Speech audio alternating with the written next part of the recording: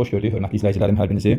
Deməli, mən sizin üçün bu videoda Dövlət İmtahan Mərkəzinin qəbul imtahanında istifadə etdiyi bir test tapşırığını izah edəcəyəm. Maraqlı bir testdir. Qeyd edeyim ki, bu nitq hissələrindən feillə bağlı bir test nümunəsidir. Gəlin, testin şərti ilə tanış olaq. Testin şərtində qeyd edilir ki, nümunədəki feillərə əsasən biz düzgün fikirləri müəyyən etməliyik, düzgün fikirləri müəyyən edin. Ona görə birinci növbədə nə etmək lazımdır? Nümunədəki feilləri tapmaq lazımdır. Könül bir quşdur ki, sevməz əsarət. Bax, bir feilimiz bu sevməz feilidir. Daim çırpınır. Bax, biri bu çırpınırdı. İstəyir hürriyyət. Bax, biri də bax bu istəyir feilidir. Deməli, bizim nümunəmizdə 3 feil var. Birinci fikri oxuyuruq. Birinci fikirdə qeyd edilir ki, bütün feillər xəbər şəklində indiki zamandadır.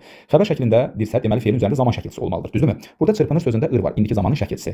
İstəyir sözündə də yenə yığıb biçdiniz, yəni ir burada indiki zamanın şəkilçisi var. Sevməz sözünün kökü sev feilidir. Amma burada inkarlıq şəkilçisidir, saytını itiribdir. Əz isə ər gələcək zaman şəkilçisinin inkar formada r samiti z-ya çevrilib. Deməli sevməz sözü əslində indiki yox, gələcək zamandadır. Birinci fikrin müəyyən hissəsi doğrudur. Yəni hər üçündə zaman şəkilçisi olduğuna görə feillər xəbər şəklindədirlər. Amma indiki zaman məsələsi hamısına aid deyil. Ona görə bir səhvdir. 2. Feillərdən biri qayıdış, ikisi məlum növdədir. Sevməz sözü həqiqətən də məlum növdədir. Çünki burada bu növ şəkilçisi yoxdur da. Sözün kökü sev sözüdür, bu inkardır, əz də burada zamandır. Yəni növ şəkilçisi yoxdur. İstəyir sözündə kökü istə sözüdür, düzdürmü? Yığıb biçdiricədə ir də indiki zamanın şəkilçisidir. İstəyir. Yəni burada növ şəkilçisi yoxdur. Çırpınır. Yəni burada könülün çırpınmağından, başqa sözlə ürəyin döyünməyindən söhbət gedir. Bu deməli qayıdış növdədir. Həm də baxın, sözün kökü çırp, düzdürmü? Çırpın, qayıdış növü şəkilçisi, ir də indiki zamanın şəkilçisi. Və feillərdən biri qayıdış, ikisi məlum növdədir. Doğrudan da belədir, 2 doğrudur. 3-də yazır ki, bütün feillərin tərkibində 2 leksik şəkilçisi var. Amma məsələn istəyir sözdə ümumiyyətlə bir şəkilçisi var, bu da qrammatik şəkilçisidir. Sevməz sözündə sev kökdür, inkar, əz və zaman 2 qrammatik şəkilçisi var. Yəni bütün feillərin tərkibində 2 şəkilçisi var daha doğrusu. Leksikdə ümumiyyətlə 2 şəkilçisi var deyir.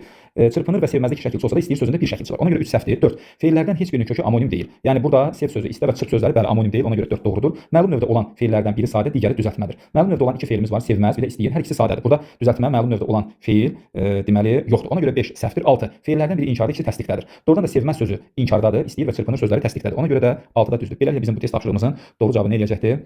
2, 4 və 6. Belə, sağ olun.